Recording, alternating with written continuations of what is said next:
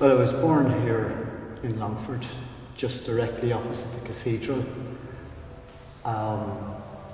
Didn't go to school in Longford, went off to Rossbray.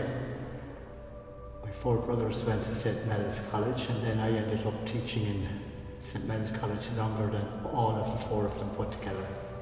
So now I'm retired from it and enjoying life.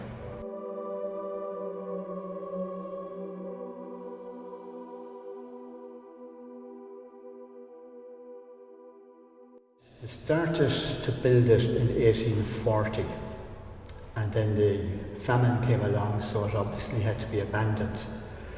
After the famine, they restarted the work, and the cathedral was actually finished in 1856. So considering that they had no computers, they had no cranes, they had no mechanisation at all, to finish this place in 16 years, I think, is phenomenal, and no money was owed on it, which was equally phenomenal for the times.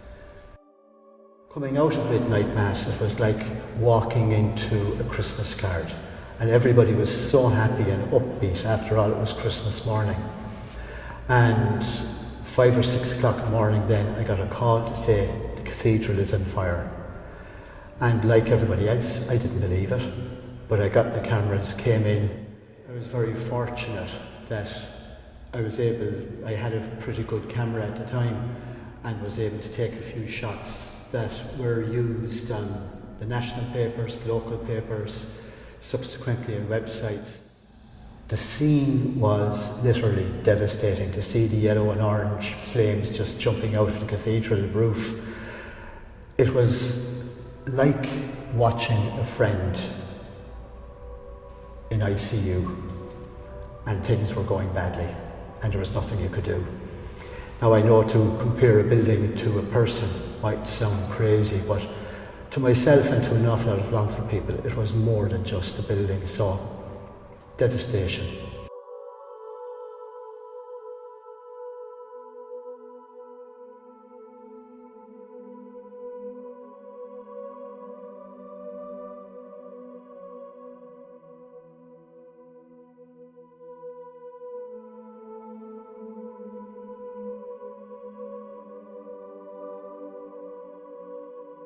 Coming in straight after the fire, it was eerie, it was sad, it was a lonely spot, but it was also an incredible privilege because I was the one who was allowed in to record it. And then subsequently, during the restoration work, which started in September 2012, to have been on site twice, 3 times a week, every week, until it was reopened, was an incredible privilege for me.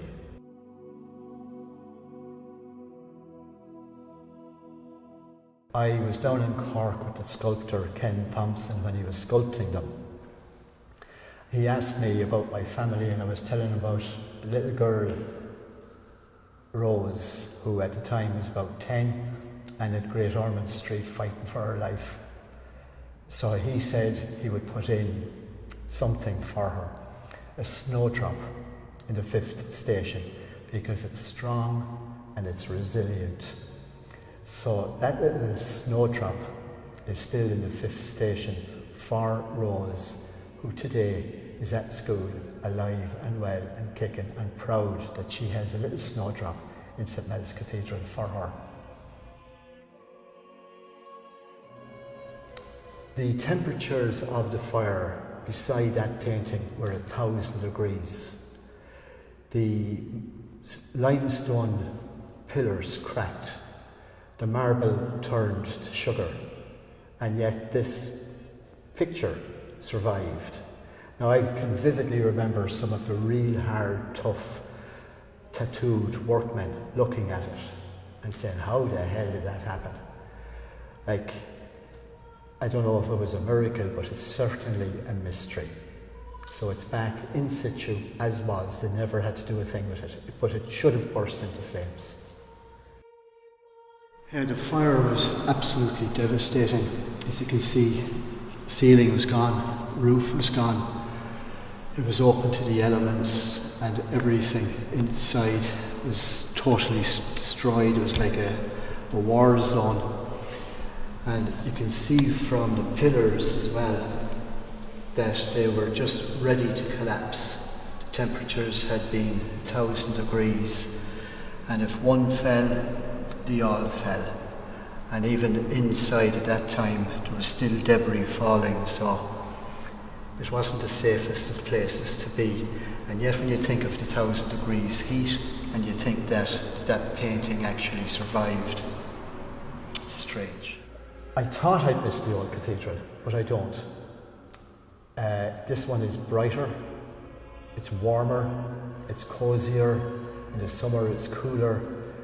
It's still a special place, it's still a sanctuary of peace. It's still great to see so many people coming in quietly and just saying a few prayers. And I think it's a better space.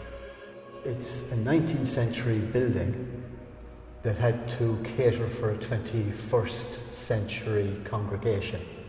So marrying the two, marrying is always difficult anyway, it's a risk. But I think they won.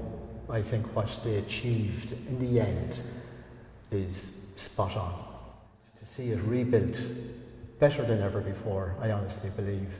It restored pride. It was like a team in the 4th Division coming up into the Premier Division and maybe winning it.